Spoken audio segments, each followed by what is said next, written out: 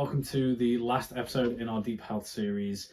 This is all about existential health, and I just wanted to introduce this episode. God spoke to me before we recorded this episode and basically said, throw your framework out and please just have a free-flowing conversation. Because we knew God was going to be involved in this episode, it means there's hopefully a lot of value within this for a lot of people. We also had a lot of what we call spiritual warfare around this episode. All of our microphones decided to not work.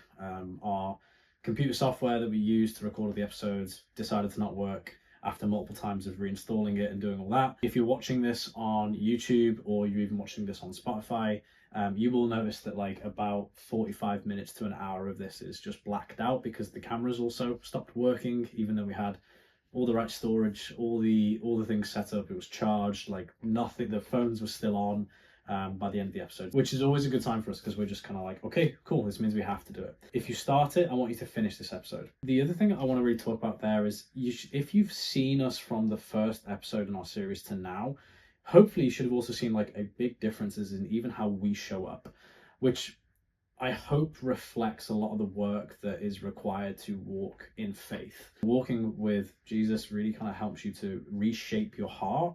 Hopefully you've seen that there's been transformation through our lives through this journey, and therefore depending on what you want to do, that same transformation is kind of available to you as well. That being said, I hope you enjoyed the episode. If you feel like something spoke to your heart within this episode and you just want maybe a little bit of guidance, Beth and I are more than happy to get on a call with you and just chat and help you with whatever it is that you're going through. Both have businesses in coaching. I typically help men with business, but actually what they get is help with their relationships and their internal inner growth. And Beth helps a lot of women in motherhood, and even maybe some of the things before motherhood as well, so fertility and things like that. I hope you enjoy the episode. If you start it, finish it, and please share it, like it, comment, whatever you want to do, and let us know what you think. All right, this is part 6. This is the final episode in the series on deep health. This topic today is about existential health.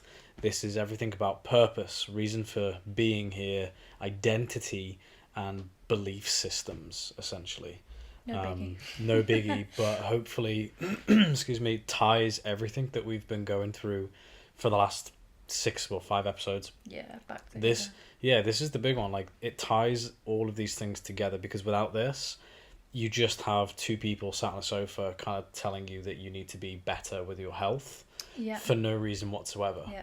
Whereas I think today should really maybe highlight as to what we've personally found through, I would say, unifying all of these different aspects of health. What has been the fruit of us spending time improving our environmental health, improving our social health, creating boundaries, getting rid of old toxic relationships? What's been the fruit of working on our physical health, working on our emotional health? What's the fruit of this? And it really points to existential health. This is the thing that is then allowed to grow in a really great way, because you have a much better solid foundation in place. We see this all the time now, where we see, I would even say, spiritually dead Christians. Yeah. Right? They turn up to church every Sunday, or they're doing whatever they think they need to do to get close to God, and yet they're still feeling like they're far away from Him. Yeah. They're still feeling like, well, I'm not good enough, and I'll just turn up next Sunday, and then I'll feel good, or then I'll get the message that I need to get. It's no. Your ability to connect with God, and people aren't gonna like this, it rests upon your signal. Yeah. Your physiological, mental, emotional, existential signal. Yeah. If your signal's weak, because you have not been putting the right things in your body, surrounding yourselves with the right conversations from the right people, and you haven't been cleaning your environment, and you haven't been socially clean, and you haven't been shaping all those areas of your life, how and why would God, I don't want to say it, but want to, there's so much work for Him to do. Yeah. And He can't get to you. Because you don't want Him to. Yeah. If you're not, if you're going to the gym every day, but you're not taking care of your emotional health, you're not doing anything by trying. You're not trying to address maybe some of your trauma from your past, or whatever it is. There's nothing that you're wanting to bring God into, because you think you can do it all yourself. Yeah. Oh, well, I go to the gym all the time, therefore I'm fit. Yeah. No. And when you do that, he goes, well, you've got it covered then, so Yeah. you don't need me. He has to support you in that belief. So I'm excited to kind of really tie that all in and create some issues for people. We didn't receive any backlash after the last episode. Yeah, it's environmental health. Yeah. People clearly downplayed it and were like, that doesn't matter, does it? It's like, well, maybe after today, you'll go back and visit that episode and go, yeah, I need to actually address all of those other 5 areas of my life. Yeah, I think I'm turning up today. What's up? Oh, yeah, hello. Passion. You're Here we go. Here, yeah. All right, start us off. What comes up for you when you think of existential health? What's the first thing? Because you're new into this. Yeah, I was going to say, like, let's simplify it first. Because when you say existential health, that sounds, like, quite complicated. So is it just, like, purpose? Like, what's your purpose? It's an aspect of it. Okay. Just like with emotional health, being led by emotions is an aspect of poor emotional health. Would you say it's, like, just spiritual health as well? Spiritual health is more the fruit. Yeah, like, I feel like I need a simpler term for it that I can think of. I can get straight into definitions and etymology if you want. Just, like, boost me into it. Give me something to... Alright. Let's say it's your reason for existing. Okay. Let's just start there. Yeah. Okay. So, we're all born. Mm-hmm. What's the reason you exist? Like, without God. What about just without without God. God, Let's start without that. Without God, I feel like it's so easy to be like, well, there is no point. Why does he exist? What did you and I decide to do that meant he existed? Be together. Be together. Yeah. And we were like, oh, we're so fun and we're so cool. Like, we should make a little mini version of us, right? There needs to be more of us in the world. All right, now how do I treat him based off that belief? And how do most parents treat their children? Yeah, and I'm sorry if this triggers the shit out of you, but this is also why we're here to talk about this today. I can already now hear and feel why I'm going to trigger some folks. Look, there's no judgment. Just we're highlighting awareness. Anyway. It's like, it's interesting because when you said about existential health before, it immediately made me think, like, when I had Theo, I was like, well, this is my reason now. Like, everything I do is for him. Mm-hmm. Which I don't think is necessarily 100%. How do you feel about that now? Thing. Do you still agree with that belief that you had? No, it feels wrong. It feels like there's too much pressure on them. It also feels like you're making them an extension of you.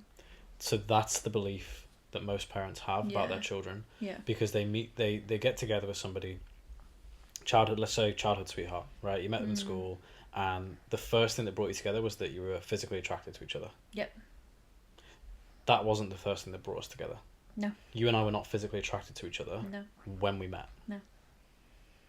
We were intrigued by each other because we thought we got on. Yeah. We just laughed together. We were like, wow, you're my humour. That's funny. Yeah. Like, you're not my type, but funny. Yeah. That made way for us to have a friendship. Yeah. Then we also had a professional friendship. Yeah. Well, a professional relationship because you treated me. Mm-hmm. But then we had a friendship where there was zero pressure. Yeah. And zero of that, like, does this person like me or not? Like, you know, like all the stuff that you kind of went through when you're kind of dating people and you're like, does he like me? Does she like me? Like, where do I stand? And like that kind of chase that everyone like loves and craves. Yeah, I hate that. That wasn't there for us. Yeah, I'm glad. So what did we get to do? Just like hang out and talk chat and talk authentically. Yeah. Without worrying about anything. Yeah. And then the God thing happened. Yeah. Where I had already asked God for like a partner because I was like, I clearly don't choose good. Yeah. For me. Yeah, I'm not good at making and so these God's decisions. Like, God's like, no worries, I'm just gonna move you like 2 hours north and I've actually got someone lined up and you're gonna be great. So that's how it kind of all kicked off for us. So when we knew we were going to be having him, it was just like, okay, well, we're doing that. Yeah. And therefore, we're doing an entire family. Yeah. And through God, it's not only going to work, but because we had God in there, our purpose, thankfully, I don't know, we had no reliance on anything other than God. Yeah. And so the kids were never going to be extensions of ourselves, because the version of me and probably the version of you who met at the time, like I came to you for healing. Yeah. Because I wasn't in a good way. Yeah, I wasn't either. You weren't in a good way either, and through our covenant with God, we've massively been changed, and now, like, our boys aren't extensions of themselves. They're God's kids. Yeah. God decided that you and I should have them because it would help us grow. Yeah. And in that growth, we've started to understand how we can support our boys and our children, all of our future children. Excuse you. Yeah, you're gonna be having another one. Look at him. He's like, yeah. In not just having, let's say, a better life than we had when we were kind of growing up, which is, I think everyone wants to give their kids. Everyone wants to give their kids like a better, if not the same kind of life they had, especially if they didn't have a traumatic childhood. But like, we understand that it's not about us. Yeah. It's got nothing to do with us. Yeah. They have to go through their life, and we have to do our best to actually teach, to guide, and to make sure that they become themselves and not somebody who is, let's say, driven by a purpose that is external to them. Driven by identity that is external to them. Would you say that's like your sports stuff from 100%. And so let's look at now how most people grow up being an extension of their parents. This is why parents also get really pissed off with kids, by the way. Yeah. Because your kid isn't meant to be an extension of you. Yeah. And so, like, let's say, well, my dad was a teacher, so I became a teacher. Mm-hmm. Oh, my granddad was in the military, and my dad was in the military, so I went. My mum's an acupuncturist. Your mum's an acupuncturist, so I became an acupuncturist. Right? Yeah. It's just, okay. So as long as that cycle keeps continuing, let me make it really simple for you. Well, yeah, my mum was in corporate.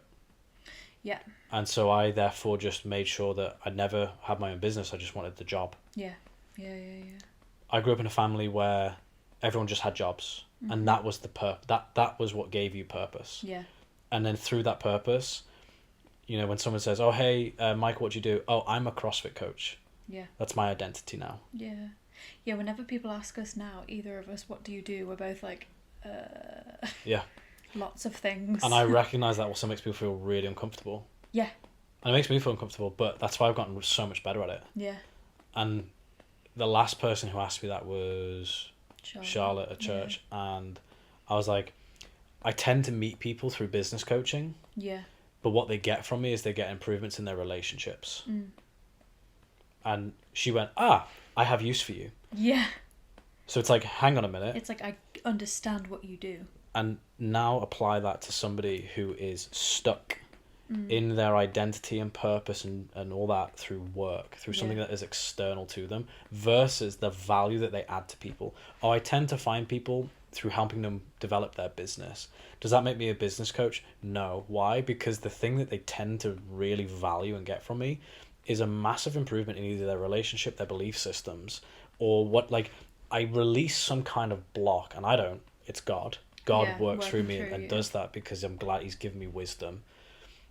But that's the ultimate thing that people tend to get when they come into relationship with me. They tend to see things in a different way that expands their life. Yeah. And expands their belief system and expands their ability to get the things they really want in life. Yeah.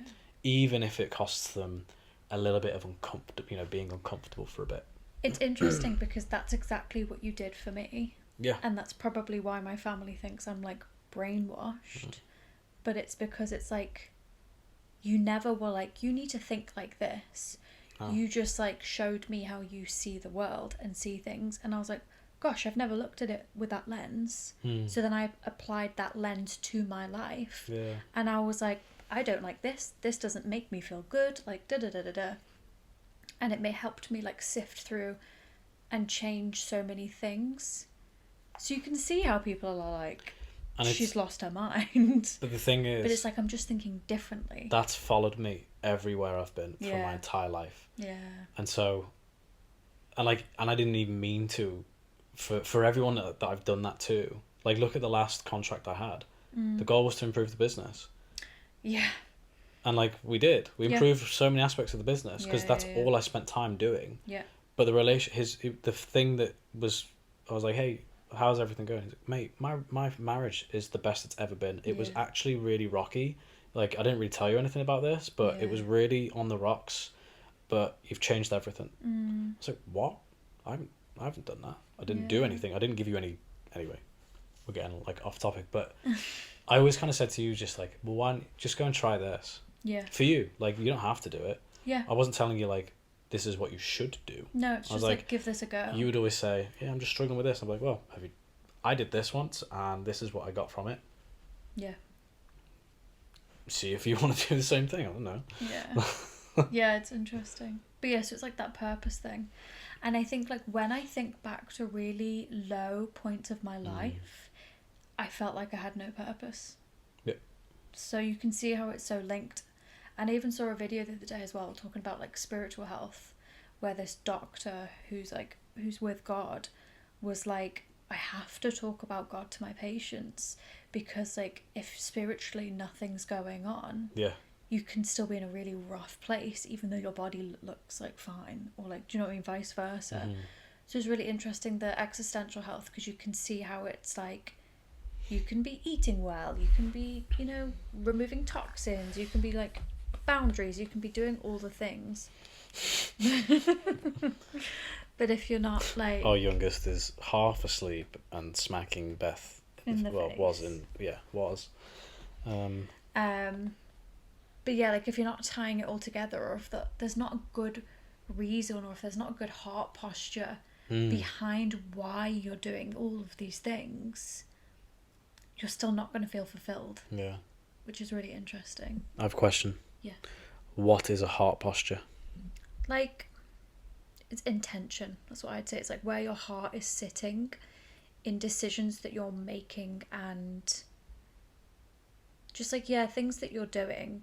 So it's like, I want to earn loads of money to spite all the people who ever wronged me, who thought I was never going to achieve. Like, that's not a good heart posture. But if your heart posture is like, I want to earn a bunch of money because I want to help all of these people, and I want my family to have all of these things, and I want to bless as many people as possible, that's a great heart posture. But like, it's the same thing you're wanting, it's just the reasoning is completely different. Yeah, I definitely had that first heart posture that you talked about when I first opened a business. It wasn't to spite people. Mine was to keep myself safe. Yeah. Which meant that I was doubling down, that I had more faith in that money and success would keep me safe than God could keep me safe. He was like, so nope. he was like, yeah, all right, let's see how that goes. Yeah. He was like, you're a fool because you've only ever been surrounded by foolishness. Yeah. And you're also riddled with trauma. And without me, you're not going to get through that anyway. Yeah. So you're only going to spiral yourself into a pit, which I did. Yeah, me too. Everyone does. Everyone who isn't with God is spiraling themselves into a pit that they can't see. Yeah. And that's part of why existential health is so important, because you can either wake up to it now or you can wake up to it on your deathbed, and that's going to be scary as hell. Yeah. If you go your entire life not questioning anything, and you can't always be like, well, you know, it doesn't really matter what I believe in, like, I'll find out when I die. Yeah. It's like, oh, you think that's going to be nice? Yeah. You think that's going to be like a super chilled experience? Yeah, you're going to have a lovely time as you pop off. Right? Like, that you're telling me that actually what you're going to face at the point of death is fear. I don't want to fear. I don't want to be going into death fearful. No, I want to slip out. Death is the most certain thing that happens in our life. It's the most certain thing. The second you are born, the most certain thing after that is the fact that you will one day die. Jerry. So, but this is the thing. Think about it, and like, I get it, right? I experienced death really young. Yeah, you did. That now, I don't feel like. I wish you said it to me today actually in church, and you were like, "Gosh, imagine we were looking around. We go to Liverpool One Church, and it's so different to like the church I grew up in. Yeah, like I went to church until I was about, I don't know, 5 or 6, I think. I don't really remember how old. And I was like, I'm done. But I was then kept in Catholic schools throughout my life, so I was always around it. Yeah. And what put me off religion so much was the bowing your head. You had one priest, and it was like, listen to this boring ass mass. You had to be silent throughout the whole thing. You had to stand up when you talk. Like, it was it was so autocratic and almost oppressive. It's religion, not like. Whereas like we go to this Liverpool One church for a bit now. We've gone to 3 weeks. Yeah. You go in and there's a stage. Yeah. There's lights. Yeah. There's cameras. There's TVs There's a whole everywhere. crew. Like the kids are like, whoa. Yeah. There's a band. Sorry, dude. Yeah, you have to wear headphones. Yeah, his little baby headphones. They're sweet. And they start off with like great music to get you all into it, and then somebody delivers a sermon. Yeah. He's not in robes. No. He's in normal clothes. Yeah, normally jeans. And he's talking to people, and he's saying, "Hey, this is how this applies to your life." He's like, "Anyone done this at school?" And he's like, "Yeah, I did that at school." He's like, "Hey," he's like, "Jesus spoke about this 2,000 years ago. That this exact way, you know what I mean? They tie it in. Now, I don't always agree with it or whatever, and I'm not always sure of the origin of it. No worries. The fact is that I went, gosh, imagine if I was 4 or 5, my dad had just died, and I'm looking at that as religion. Yeah. And you said, maybe you'd have just like wanted to speak to someone. I'm like, yeah, you know what? I absolutely would have, because I could. It's so much more approachable. It's so much more like they want to get people through hard times. You can tell they want to get people through hard times. Well, yeah, they've got a pastoral team. Yeah. So they've got a bunch of people that you just go and they pray with you, and that's it. Yeah, you tell your problems. Yeah. No judgment, and they're like, yeah, we'll pray. have some prayers. Yeah. And you had a friend who experienced fruit from that. The next day. Yeah, and it was her first experience going. Her friend who was pregnant at the time but having a really rough time, I think the dad was not great, and so she was having a rough time. She dragged her, and she was like, we're going to go to the prayer room straight after, and I don't want to hear anything about it. So she dragged her to this thing. She then dragged her to the people. Apparently one of the pastoral team put their hand on her back and just prayed for her, and she sobbed. She just started crying immediately, and she had no idea why. She just cried. You know why? Why? It's like, so imagine you've been suffering with your own thoughts and position in life, like your own situation, right? Yeah. Everyone's had that. You're in, I don't know, everyone's asleep, and you get to yourself, you go, I wish my life was just different. I wish all these things, right? Now imagine a total stranger comes up to you and just says, hey, right, because they're the one with the faith. Yeah. They're the one with the faith. Yeah. You don't have the faith yet. And they're like, God, I just want to, this person's come to us today and she's really seeking help. Yeah. And she, you know what I mean? They're speaking to that situation that only you've known about for however long you've been carrying it. And what they're doing is they're removing it. Yeah. Yeah, next day. They don't know, but they're just lifting that weight. It's part of giving your stuff to God. Yeah. Which we do now. We don't need someone to do it for us, but that's why people are so important to people, and community is so important, and social connection is so important. Because if there's someone in your life that's like able to do that for you, it's lifting an emotional, spiritual weight that you can't see, feel until it's taken from you and you go, I didn't realise. Yeah, it's like, wow, I can breathe again. I can breathe again. So existential health, we're probably discussing like the fruit of good existential health, as well as like what it is. Yeah. And you can start to see that like essentially what's it going to do for you? Your life's problems are going to lift. Yeah. I'm not saying that you're going to get the outcomes that you expect, because the place you're in, like we've kind of gone, I think Jesus kind of spoke a lot about this. He didn't turn up and he wasn't going to overthrow the Roman army, which is what a lot of the Jews at the time wanted him to do. Yeah. He was like, I've got something way better. Yeah, he's like, that's not even important. He's like, you're not even going to fear it. He's like, therefore that can still exist in your life, but you won't be a slave to it in the way that you currently are. And people don't quite understand that, because they want to be relieved of their problems. And it's like, well, you can be. You just have to first accept that maybe, and this is the thing, you talk about heart posture. What's the scripture? The problems of life, they come from your heart. Yeah. And so your heart posture is very important. Yeah. Yeah. And it's like, it's in the flesh. Like every time I get reminded, like, you're in the flesh, I'm like, oh. Yeah. Damn it. Yeah. Like that happened when I had that migraine When was that? Yesterday? Day before? Yesterday. Yes. Yesterday. Because they all merge into one. I had to do it with swimming, didn't I? I had a migraine. Oh, It's yeah. like kids swimming. You had your Julia Roberts look on at Yeah. the swimming baths. Yeah, I wore my sunglasses and I think everyone thought I was hungover. Brilliant. But what was I going to say? Migraine. Mm. Giving it to God. In the flesh. In the flesh, yeah. The whole time I kept being like, I'm in the flesh right now. Like, this pain is in the flesh. And I kept saying it to myself and, like, repeating it to myself. And I just, every time I did that, I'd feel better. Mm. And then every time I felt like it was getting heavier again and more painful, I was like, I'm in the flesh. I'm too in the flesh. I need to zoom out a bit. And it would lift again. Yeah. It was really interesting. It's like I was being taught a lesson. Because I've always had migraines. They've always been a thing. It was like, yeah, it's just... It's like it's God being like, you're too in this. Like, yeah. Zoom out a bit. And I'm Yeah. like, yeah, all right, zoom out. And that's a really good point to kind of like maybe even just land the plane. Yeah. With a definition of existential health is like, it's your ability to kind of zoom out and see your life from a different perspective than the one that's just rooted in this worldly experience. Yeah. It's like, and if someone's like, well, what do you mean by that? It's like, well, just like use your imagination right now. Like, look at you from a third person's perspective just for a second. Like, imagine you can look back at you. So like right now we're sat on the sofa. All right, first of all, put myself in the corner of that room looking at me. Yeah. Like, if you imagine it, suddenly something feels a bit strange inside you. You think, ooh, you think how I can imagine me looking at me, and now I don't know how that makes me feel. Yeah. And you go, okay, cool. Now, like a plane, take off from the corner of the room and look down over your house and the thousands of other houses that are next to you.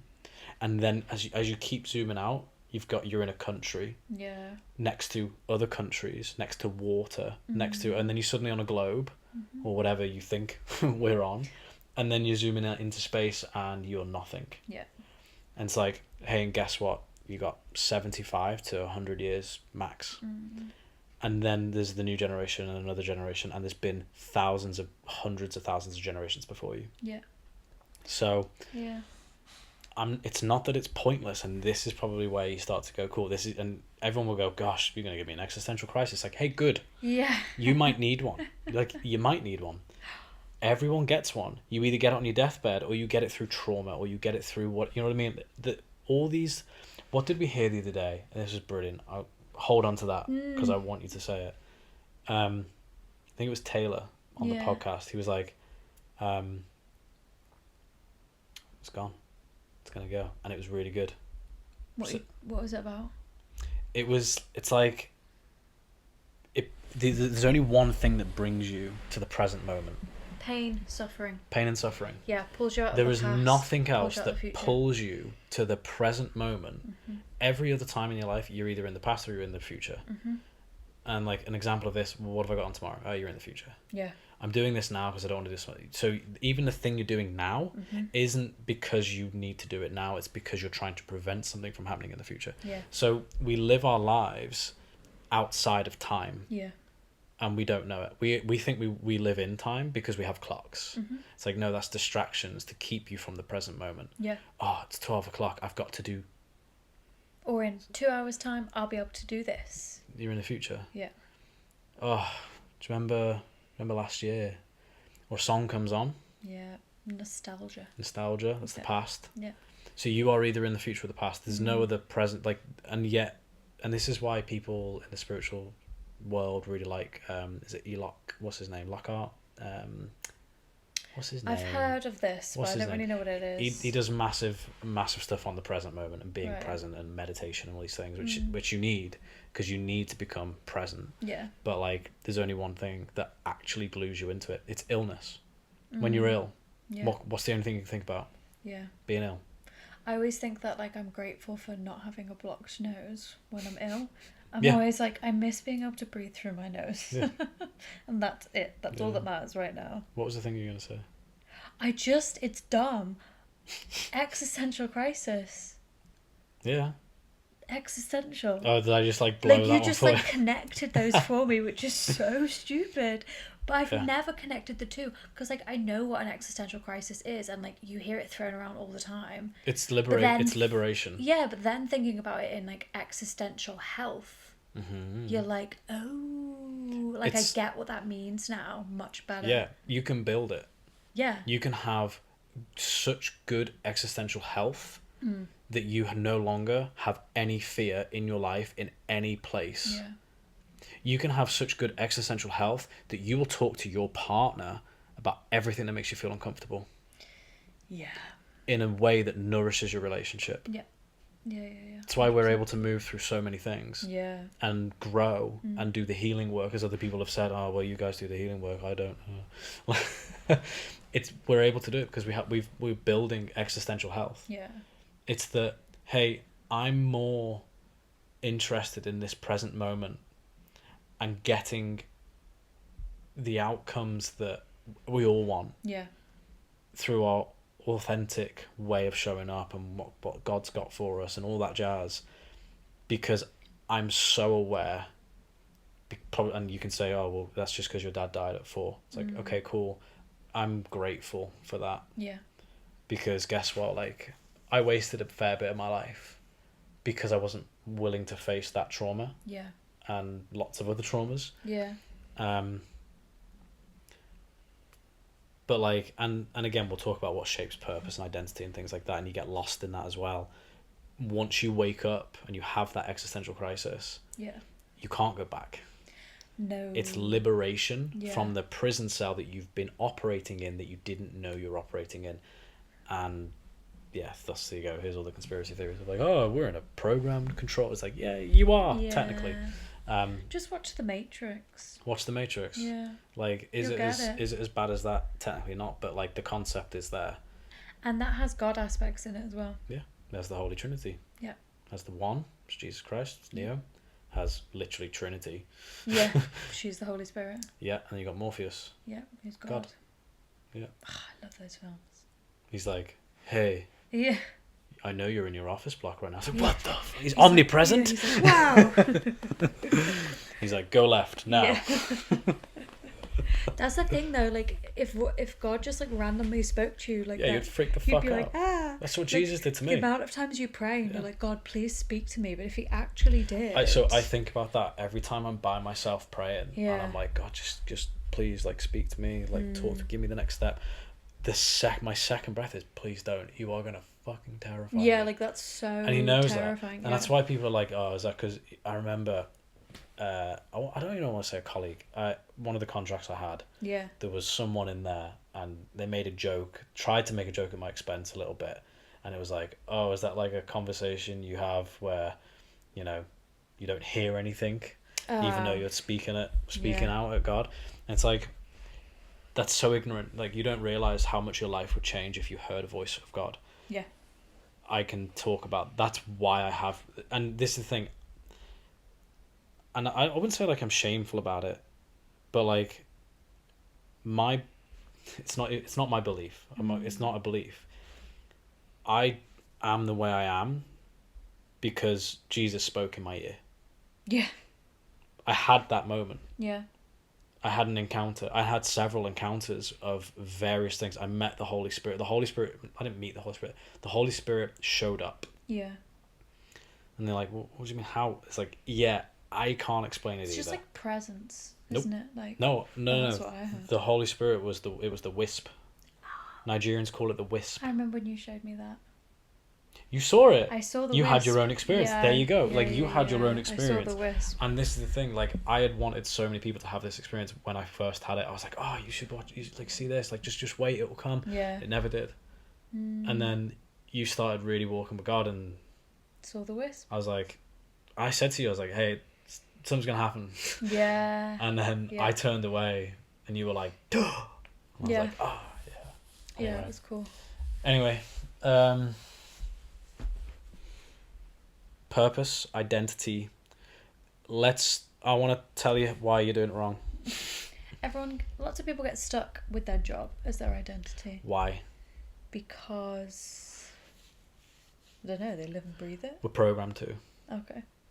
So at 4 years old, you're all taken from your parents. Yeah, put in school. And you're not taken. You're given. Your parents. This doesn't make you a bad parent. Yeah. I promise you. Oh, see. I promise you. I'm not judging. Yeah. I'm telling you how this reality works. Yeah. And then you get to decide if you still want to partake. Yep. There's a way you can do it that's going to be easier than doing it with your own strength. That's through God. Yeah. So if you listen to all this stuff next and you're like, I want to do these things, but I don't know how. Yeah, that was us too.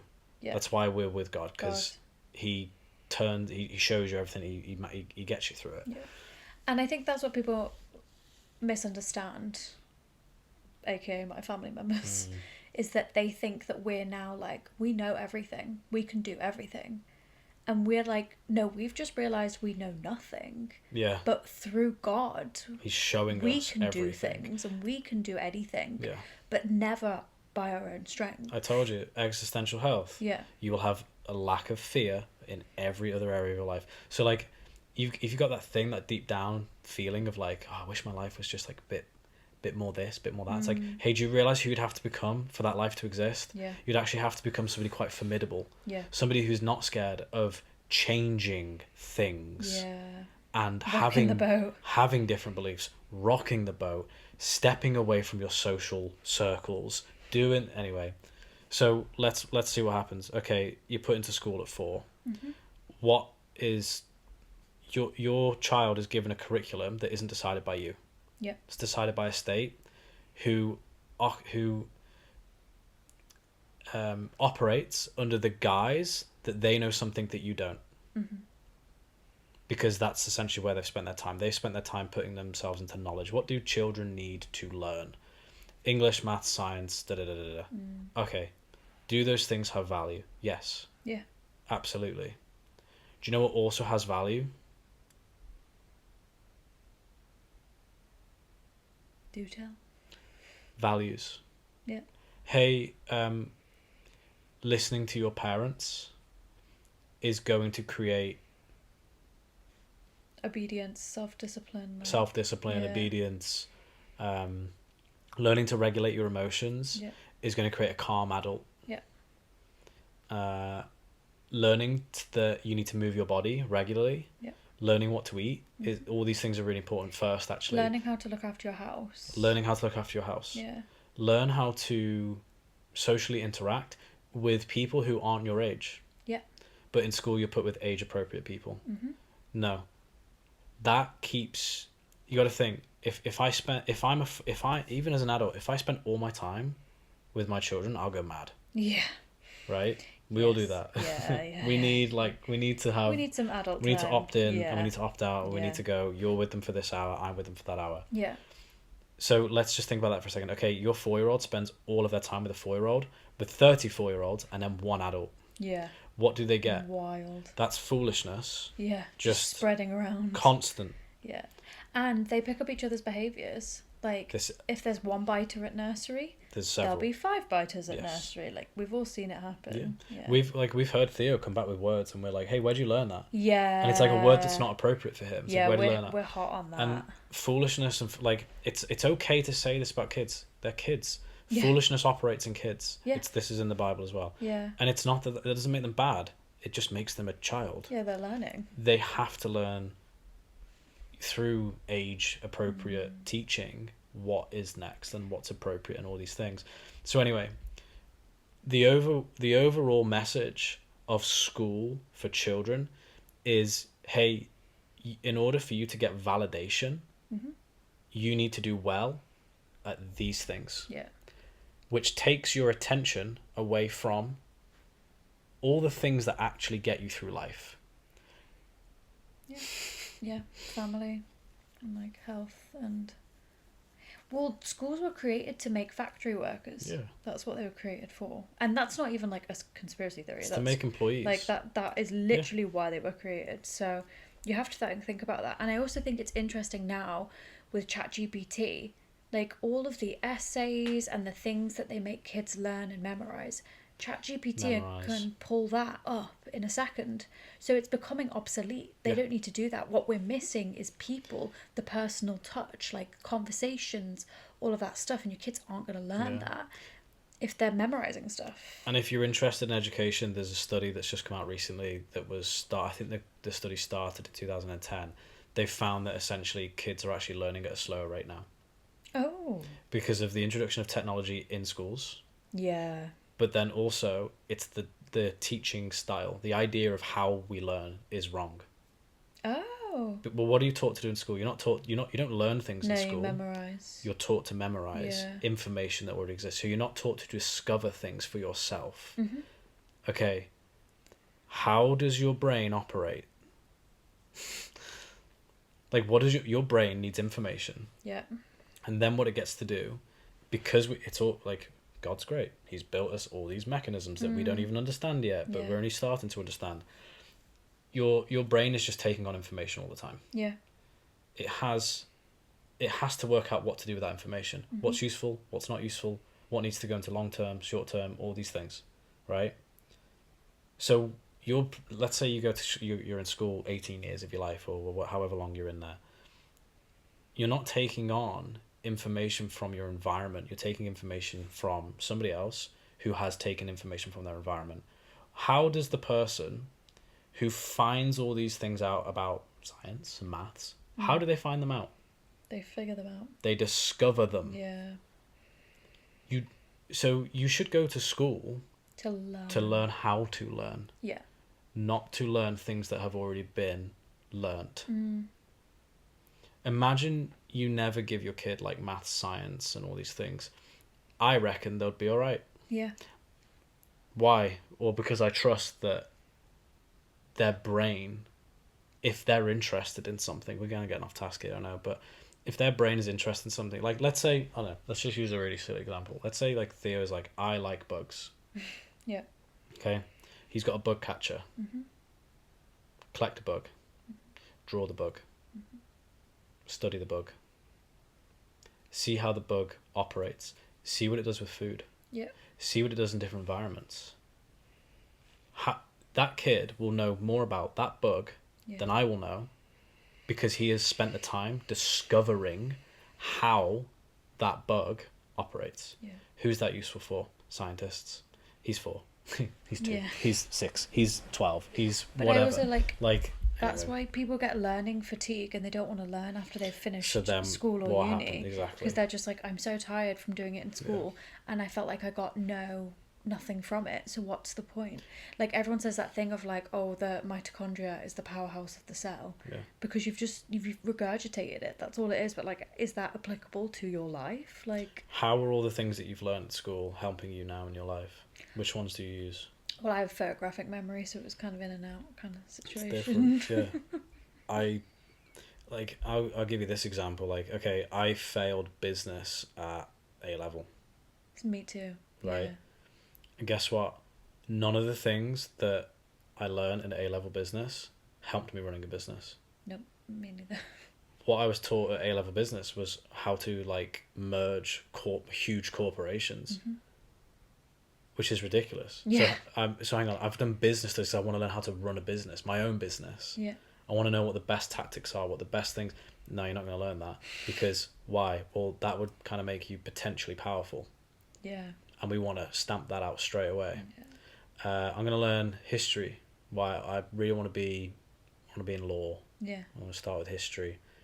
All right. Yeah. Let's look at all the previous laws that have existed. Okay. So what? Great. So you can be really well versed at knowing things that have happened and have existed and continue to exist because you're unwilling to discover your own new set of beliefs and like that's probably, it's one of the reasons why we don't have loads of new laws that really kind of benefit humanity. No one's discovering anything for themselves. Yeah. And it's not grounded in with this existential component of how we learn is missing. Yeah. Learn maths. All right. How did the first people really start learning maths? It's like practice, isn't it? Like doing. Wisdom. Yeah. Where did wisdom come from? God. You don't realize it. Everything that you learn in school, if you go back far enough, far enough, there would have it started with somebody not having any tools. Yeah. And yet they discovered more than you will ever discover in your life. You're like, we're still studying Pythagoras. Yeah. That guy existed in, was he Greek? Greek, I think he's Greek. Yeah. Okay. So he had none of the technology that you have now, and he knows more about Pythagoras than any of us. Yeah. How? He meditated. He literally says it. He meditated. He had a relationship with God, and God taught him everything he needed to know. Yeah. It's like, but people are like, no, well, I trust. It's like, yeah, I know. You have faith in a system because you don't have faith anywhere else in your life.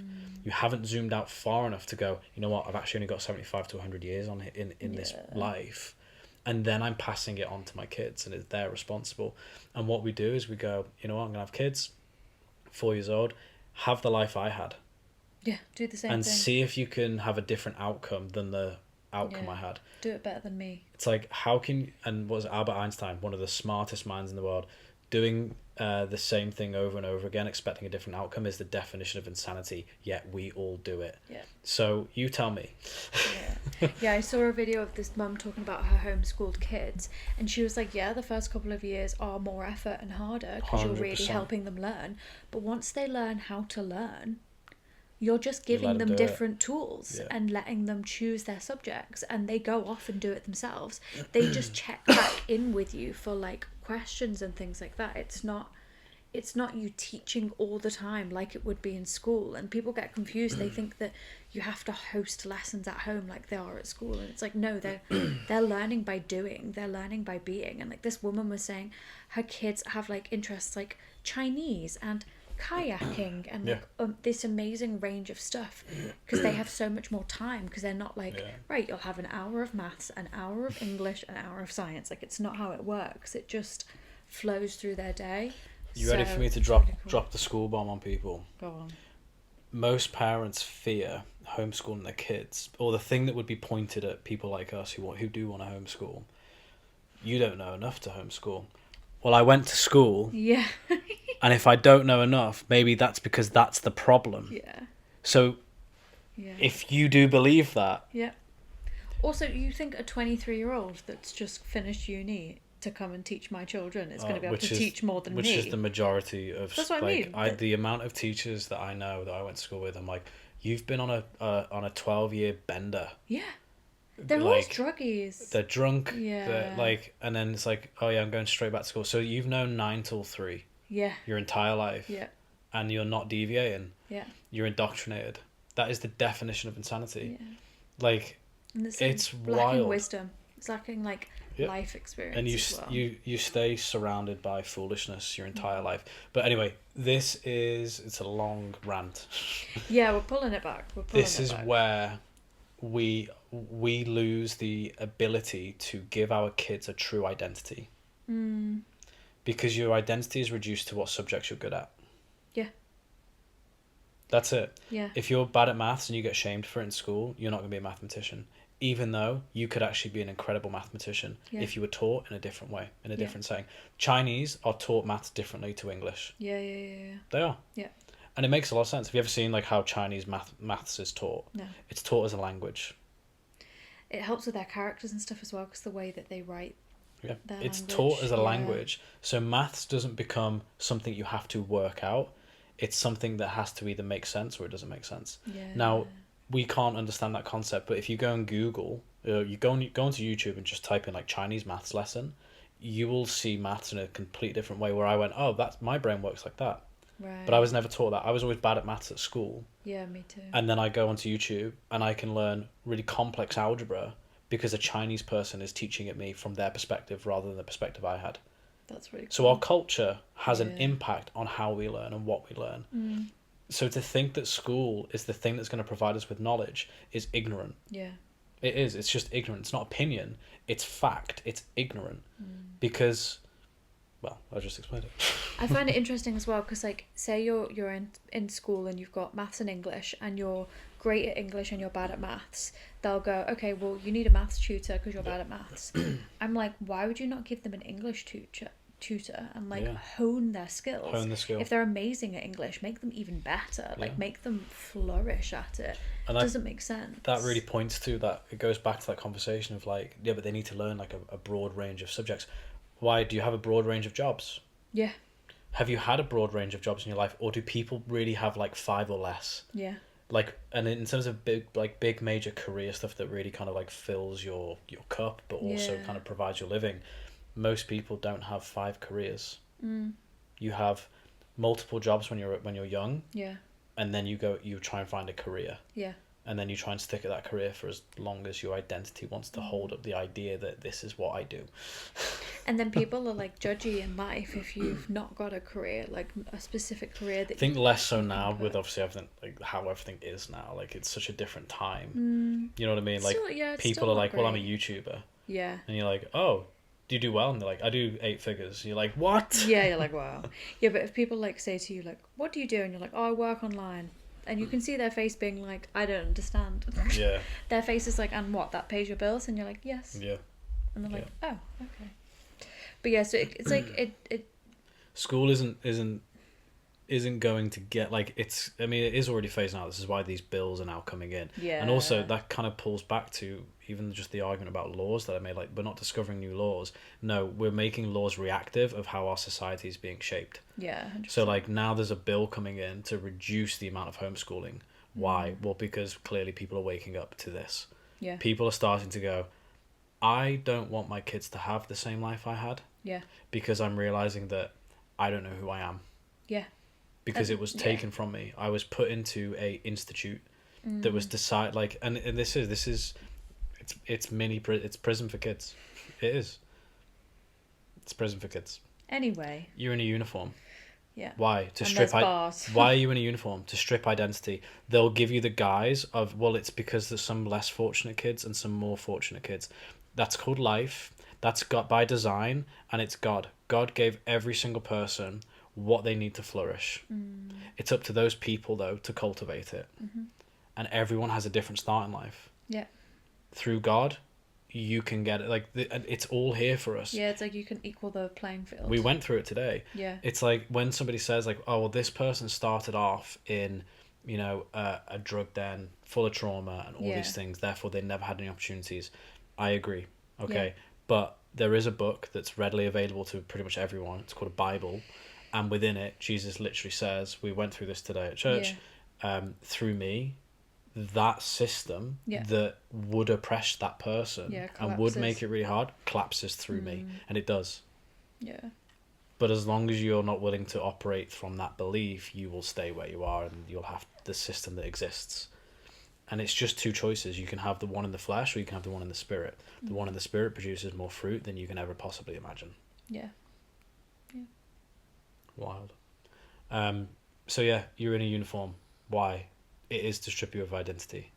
They do it in military as well. Yeah. They also do it in prison. They also do it in institutes. Yeah. The only place you will ever find where you have. Why did they do it at McDonald's? I was like, so you know who works there. Yeah, sure. It's also to help you understand that you have a role when you come into this building. There's an expectation of how you behave. There's an expectation of how you treat other people. Yeah. That's why you're given a uniform. It's to make you something that you weren't before, which is you. And think about it. Let's say you get dressed. You get up, you get dressed, you put your clothes on, you go out. How do you show up to people? Beth, hi, what's up? All right, tomorrow you're going to put on a overalls, like mechanic overalls. Yeah. And you're going to walk out. Yeah. How do you feel? I don't know. Not good. You're like, oh my gosh, what am I wearing? This is like, what is? It's like, okay, so do you think your clothes shape your identity and how you think, how you operate, how you show up? Everything in your environment, we've already spoken about this, influences you. Yeah. So like, go and wear a suit for a week straight if you're somebody who doesn't wear a suit. How are you going to feel? Wear a flash suit. Yeah. Notice how people interact with you. Notice how people look. Like, go and dress as if you are a millionaire and pretend to be one and see where that gets you inside a month. Yeah. It'll change your life. Yeah. Because It's funny as well because like people put identity into so many different things, and like I think you see that in when things go wrong. So say if like somebody gets a divorce, like you know when men classic do that thing of like they're 40, they get a divorce, they buy a flash car, they date a younger girl. they resort back to the exact moment in life where they left themselves Yeah. for the marriage that they were in. Yeah. And it's this is neuroplasticity and brain Yeah. looping. That's why when you come out of a relationship, you resort back to essentially the moment you were happy, or you remember being happy. Yeah. And so it's like you can see how their identity became being in that marriage. Yeah. Or their identity is in their job, or their identity is in so many other things, that if you actually just like strip all these things away and say to a person like, but who are you? Like, not what your job is, not who you're married to, like who actually are you? People go, I have no idea. I think I went through that after I had Theo. I think that's why I crashed so hard. I went through it when I got rid of my gym. Yeah. It was a nice like, long process, and then by the time I got back here, I was like, I don't really know, I don't care. Yeah, it was wild. Which is nice. It meant I'm flexible. Yeah, and it means you can then build your identity in God, because you get a renewed. Well, this is the thing. You get a renewed mind when you come through Christ. There's some good references that I'll go through later on that really point to it as well. I'll try and recite one of them now, which was I can't remember if it was Galatians, and it was. No, I'm gonna butcher it. I can't remember. I'll talk about it later on. It'll come up. But yeah, your identity is your job, is your success, your relationship, your circumstances. Yeah. That is most of us. Yeah. Where we kind of place our identity, and that's why it's easy for people to attack. Yeah. Your identity and to really knock you off course, because if your identity isn't rooted in Christ, if it isn't rooted in something rock solid, like it's so easy for it to rock. That's the reference. It's when you have a renewed mind, you find the truth that was already in you. Yeah. In Him. Yeah. And so that is basically pointing to, hey, there's a truth to you that you're unaware of, because at the moment, because you're not in Christ, you're not with Him, you're not in the belief system, you are operating from an identity that has been pressed upon you through your experiences, environment, social health, physical health, all these other things. Let me tell you how this works. You eat the majority of your food is processed. You exercise at the gym semi-regularly. You're an IT technician by trade, and you have a wife, and it's 50% fulfilling, 50% does your head in. Yeah. Right? Okay. That ain't you. Why? Well, because you're literally saying that 50% of your life in your relationship is like miserable. Yeah. You exercise rigorously, but you also eat processed foods. Your signal's blocked, so there's no way that you can even be operating at the level that you could be. Yeah. But this is the thing: if you suddenly start believing in God and Christ and Jesus, your mind will be renewed, and those things that have built your identity, like you might not be an IT technician anymore. Yeah. Yeah, that might not be your calling. That might not be the thing that God had for you. Yeah, He might ask you to put it down. It will be really scary when He asks you to put it down. Yeah. You'll be like, well, this is all I've ever known. Yeah. And He's like, yeah, but there's a truth to you that you were unaware of, but now because you're with me, I will help you remember that truth. Yeah. And there are people who have skills through Christ that they didn't have before. People can speak different languages through Christ. People can do their different musical instruments through Christ. Like, there are so many testimonies of people being like, I didn't understand why I was putting down being a doctor. Yeah. But then I was really good at maths. There's that famous guy, is it Terrence Howard? Oh, I love him. He's like a physicist, but he was like an actor all his life, and he's now a mathematician. Yeah. And he's actually posed the world's smartest brains on, like, he's gone to like MIT, he's gone to like all these top universities, and he's told them that, hey, how we do maths in the West is wrong. Yeah. And he said everything we're built on, it's built off of a lie. Yeah. And he's been proving it. Yeah. And it's like, I actually saw a video of him talking about God the other day.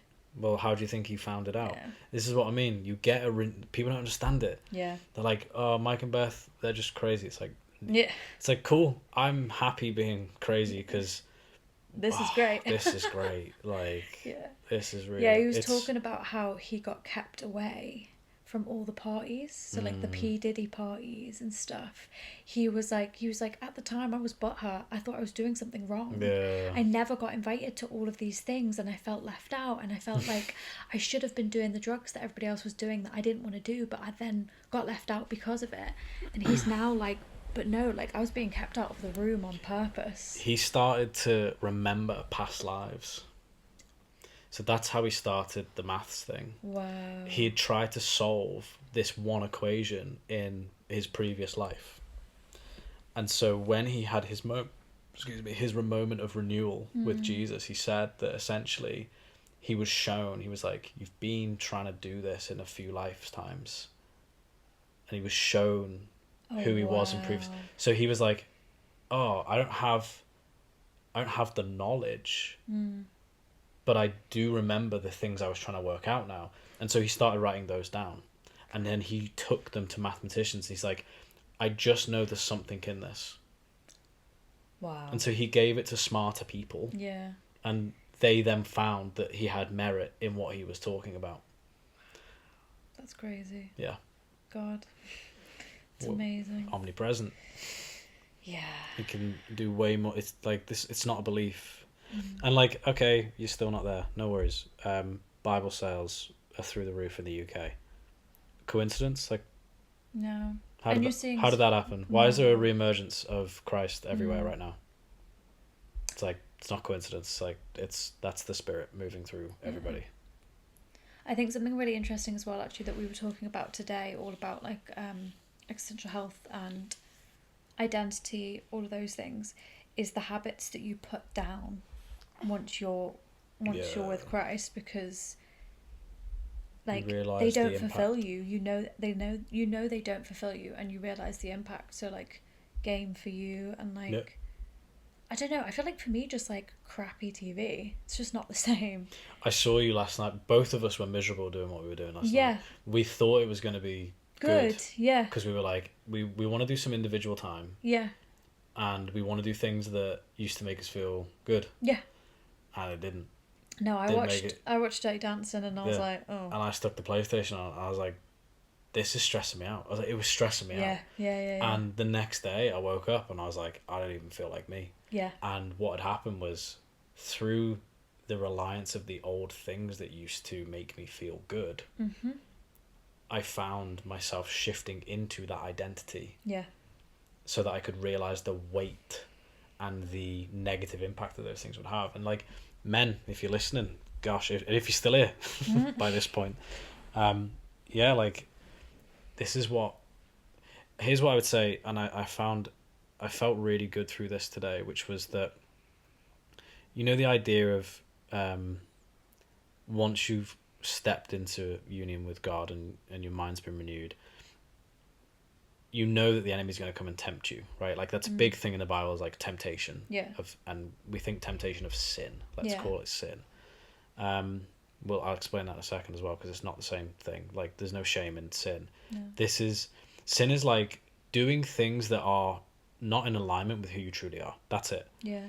And it's not that that's bad. Yeah. It's that, hey, you're going to have an expansion of awareness about the consequences if you're doing those things. And then you just have the ability to choose whether you want to do that or not. So let me explain this. I played video games last night, and then went to sleep, and I had dreams in the morning that were very lustful, let's say. Yeah. Like, that, you know, made you wake up feeling pretty good. Temptation for everything was really high, right? But that temptation had not been a part of, like, you and I have such a great chemistry when it comes, and we talk and we have great relationship health, that like, my needs are taken care of, your needs are taken care of, like, you and I are good. And I was like, whoa, why is this here? It's like, because some of the things you used to do in your previous identity before you were with God were video games and self-pleasure. Yeah. Those things make guys feel good. That's the biggest thing that's probably killing men in our society right now. It's keeping us dampened. It's keeping us kind of like passive and relaxed, and that's why all these things are pushed upon us. What was the impact of that? I felt your absence. Like, I felt like I needed you to lead, like you always do, and it wasn't happening. I wasn't leading. Yeah, and so we were all a bit like, oh. Like, I woke up a bit later. Yeah. I sent showered Theo a little bit down longer. to see if, Theo came down. Yeah, to see if you were awake. Yeah. We slept in a separate bed last night because of this little one. Yeah. I was like, I need some sleep and whatnot. And we have a singles night at least once a week, don't we? Yeah. Yeah. Which now is going to be different. It's going to be like singles night, but I'm going to spend some time with God. I know, I'm probably just going to read the Bible. Yeah, it's wild. But here's the thing, right? So, and this is the fruit of it. I could be like, oh, that was sucky, right? Like, why didn't that make me feel good anymore? And or I still want to do it because I like playing video games and I like self-pleasure, whatever it is. But it's like, hey, if the impact of me doing these things is negatively impacting the family, the strength I have to cope with the temptation, I don't even necessarily need to take it to God anymore. Yeah. Which is, again, it's talked about in the Bible, like, you struggling with temptation, like, bring Jesus into that. It's like, no, I do the work. And so I realize that actually the strength is, here's how it applies to your life. Let's say you don't connect with your partner very much. And as a result of that, you're self-pleasuring all the time by yourself, away from your partner, right? Yeah, it's separate. Yeah. Like, but you say you want a more connected life. You say you want a more connected relationship. Yeah. The strength to do that comes from putting it down. Yeah, I agree. So, like, the strength for me, the next time I'm ever tempted, I was like, oh, I really want to go and play video games right now. I don't even need to take it to Jesus. Yeah. I'm like, no, I realize the impact, and I value my family more. Yeah. And I value I don't want to have that impact us ever again the way it did. Which was, I was like, hey, let's just get rid of the PlayStation. I'm done. Yeah. I was like, I'm bored of this now. You know this what? is like, We're this both needs to go. getting fast at spotting things. Yeah, just gone. We're both getting so fast because I spotted it and I was like, no, I need you. Like, you're not leading and I'm suffering. Like, please help me come back. And then you immediately went, you are right. And actually, this is where it's come from. I'm getting rid of it. I said like, to you, was I was like, bam, the bam, only bam. thing, because we didn't know, we hadn't connected the dots. Out, yeah. I said to you this morning, I was like, I don't feel good. Yeah. Like, I don't feel like.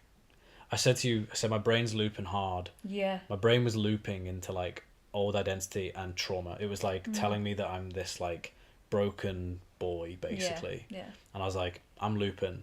Just want to let you know that's what's happening. And you were like, okay, good. I thought I was going mad because you were kind of, I knew you were off, but I didn't know why. And I was like, I don't know why, but I know I'm looping. I just want to let you know so that I can bring you into that. And then because you like cleaned the kitchen. I went, I was like, before, I was like desperately you were going cleaning. to basketball and I was going for a I run. cleaned the entire kitchen. Yeah. I hoovered everywhere. And I was like, why? You're like, what are you doing? I was like, I'm tidying the house now. I was like, I don't feel good. So I'm cleaning. And I went to play basketball, came back, and I was like, the only thing that's different is that I played a video game. I haven't played a video game for like a month. Yeah. And I was like, it's gone. It's just going. We're not doing that again. Yeah. It's wild. And so all of these things come from seasons of where I was so far away from my true identity because I was schooled. Yeah. I pursued a purpose in life that was external to me and this is the thing, like, it's by design. You are in a kingdom between light and dark. That's it. Yeah.